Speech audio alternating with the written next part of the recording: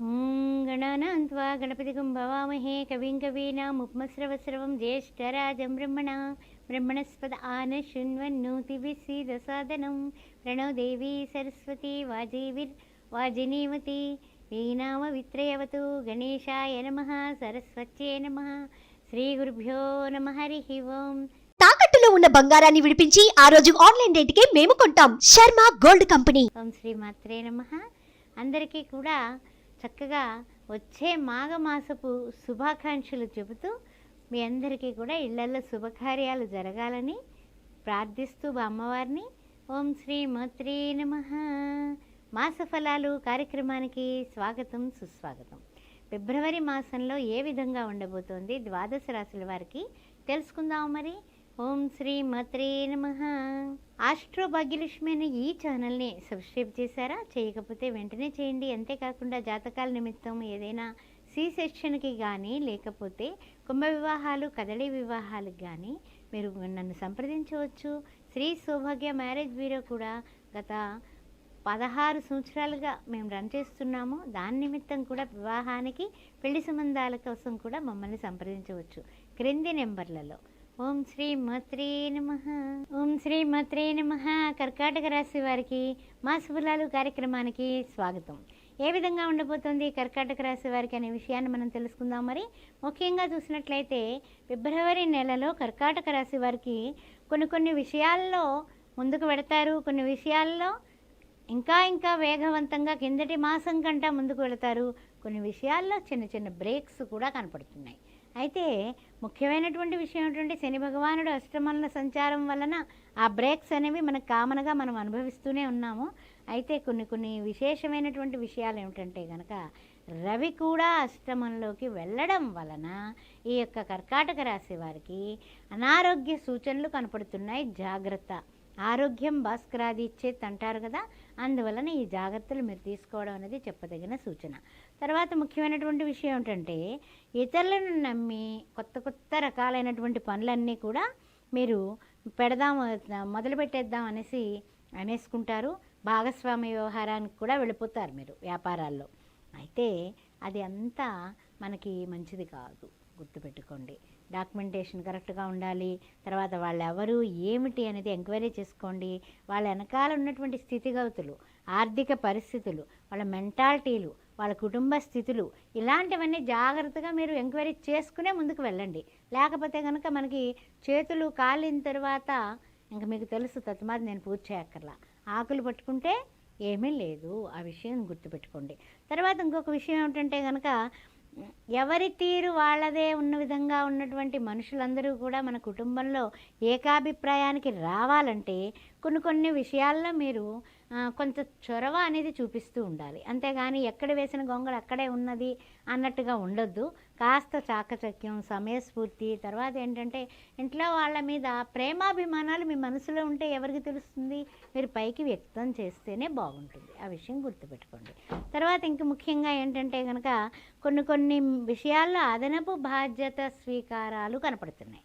అంటే మనం చేసే వృత్తుల్లో కానీ, ఉద్యోగంలో కానీ, వ్యాపారంలో కానీ ఏదైనా సరే అదనంగా మనకి కొత్త బాధ్యతలు అప్పగిస్తారు. ఎవరికి అప్పచెప్తారు? మనల్ని నమ్మితేనే కదా అప్పచెప్తారు. అందువలన దాన్ని ఆనందంగా స్వీకరించండి. తప్పనిసరిగా కర్తవ్యం దైవమాన్నికం అనుకుంటూ మీరు బ్రహ్మాండంగా చేసేయగలుగుతారు. ఆ విషయానికి ఏం డోకా లేదు. మీ శక్తి ఆంజనేయ స్వామి శక్తి ఆంజనేయ స్వామికి తెలియదట, అలా ఉంటుంది. అందుకని మీరు తప్పనిసరిగా చేయగలుగుతారు. ఏమి డౌట్లు పెట్టుకోకండి, ఎవరిని సంప్రదించకండి. చక్కగా బాధ్యత స్వీకారం చేసిన తర్వాత చెప్పండి అందరికీ. ముందే నాకు వస్తోందొచ్చు అని చెప్పకండి, అది కూడా నరఘోష తగులుతుంది, గుర్తుపెట్టుకోండి. తర్వాత ఏంటంటే కనుక కొంచెం ఏంటంటే మాఘమాసంలో చూస్తే మనకి కాస్త ప్రతికూలతే కనపడుతుంది. ఆరోగ్య విషయంలో కానీ, ఆ తర్వాత అనారోగ్య పరిస్థితులు ఎదుర్కోవడం కానీ, ఆ తర్వాత ఇంకా చూడాలంటే కనుక శారీరకంగానే కాదండి, మానసికంగా కూడా కొంచెం నలుగుడు కనపడుతుంది. ఏదైనా సరే వివాహాది శుభకార్యాలకి లేకపోతే ఏదైనా చేయాలన్నా చెందాలన్నా మాఘమాసం వచ్చేసింది కదా అని ఆతృత పడినా అవతల వాళ్ళు సరైన ఆన్సర్ ఇవ్వకపోవడం వల్ల మానసికంగా బాధపడతారు. ఈ సంబంధం వాళ్ళు ఓకే చెప్తారేమో అనుకున్నాను, ఎందుకు మాట్లాడట్లేదు అలా ఆలోచన, దానికి టెన్షను, దానికి బీపీలు పెంచుకోవడం, ఈ విధంగా ఉంటుంది. అందుకని కొంచెం కొన్ని విషయాల్లో కాస్తంత మీరు ఆచితూచి వ్యవహారం చేయండి. ఎందుకంటే మన టైం అంతంత మాత్రంగా ఉంది, మరి శుభమైనటువంటి పరిణామాలు లేవు. అందుకని కొంచెం టెన్షన్ ఉంటుంది.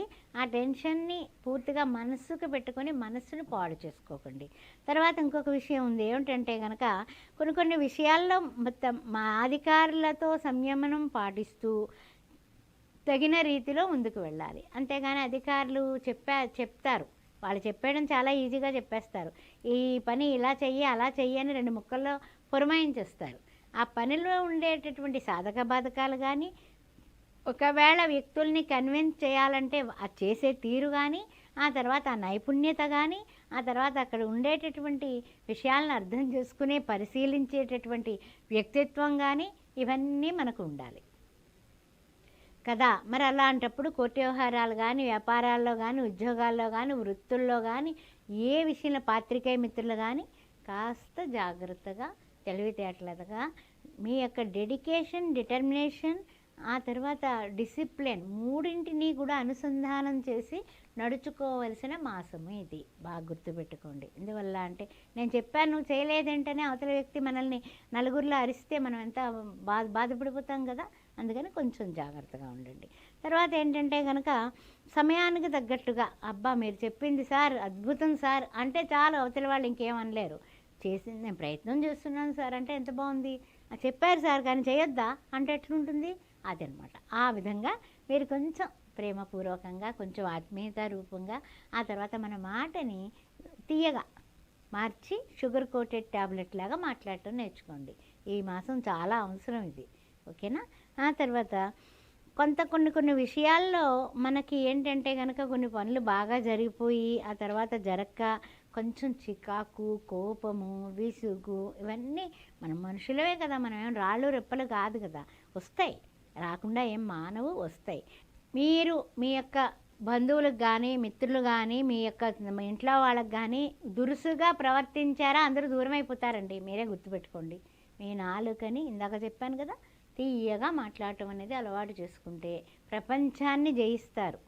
నాలుకని జయిస్తే నరలోకాన్ని జయిస్తారని శాస్త్రం ఉంది. అందువల్ల ఒక్కటి గుర్తుపెట్టుకుంటే మీకు అన్ని విధాలా యోగవంతంగా ఉంటుంది. అయితే ఈ కర్కాటక రాశి వారు మనకి ఎలాగా అష్టమ శని, ఆ నలుగుడు ఎట్లాగా ఉంది, కోపాలు చిరాకులు వస్తాయి, కానీ దాన్ని నియంత్రణ చేసుకుంటూ మనకి ఈ యొక్క రవి చూస్తేనేమో మళ్ళీ శని భగవానుడితో కలవడం వల్ల, రవి శనిలో కలయిక వల్ల మీకు ఇరిటేషన్ ఎక్కువగా ఉంటుంది. అందువలన కాస్తంత ఇంకాస్త ప్రతిరోజు కూర్చొని శ్రీరామ జయ రామ జయ జయ రామ, శ్రీరామ జయ రామ జయ జయ రామ అని రాయడం మర్చిపోకండి. ఎక్కడికి పెడుతున్నా ఇదే మంత్రం, రామనామ తారక మంత్రం అంటాం కదా, అది జై శ్రీరామ్ జై శ్రీరామ్ జై శ్రీరామ్ అనుకోవడం. బుధవారం పూట పానకం, వడపప్పు, చలిమిడి చక్కగా ఆ యొక్క మనకి శ్రీరామచంద్రుడికి పెట్టి రామాయ రామచంద్రాయ రామభద్రాయ వేదసే అనేసి శ్లోకం చదువుకోవడం కానీ, శ్రీరామ రామ రామేతి రమే రామ మనోరమే సహస్రనామ తత్తుల్యం రామనామ వరాన్యని శ్రీరామచంద్రుడికి నివేదన చేసి శనివారం, బుధవారం ఏదో ఒక రోజున అన్నదానం చెయ్యండి. కనీసం ఒక 3కైనా అన్నదానం చేయండి. నెల మొత్తం మీద ఒక 5గురికి అన్నదానం చేయండి. వారానికి ఒక్కళ్ళకే చేయండి, పోనీ ఏం పర్వాలేదు, కానీ చెయ్యండి. మీ చేత్తో భోజనం ఎదుటి వాళ్ళకి పెట్టాలి. అప్పుడు మీ కష్టాలు, నిందలు, నిష్ఠూరాలు, అవతల వాళ్ళు ఏమన్నా అండాలు, ఇలాంటివన్నీ తగ్గిపోతాయి. శ్రీమాత్రే నమః.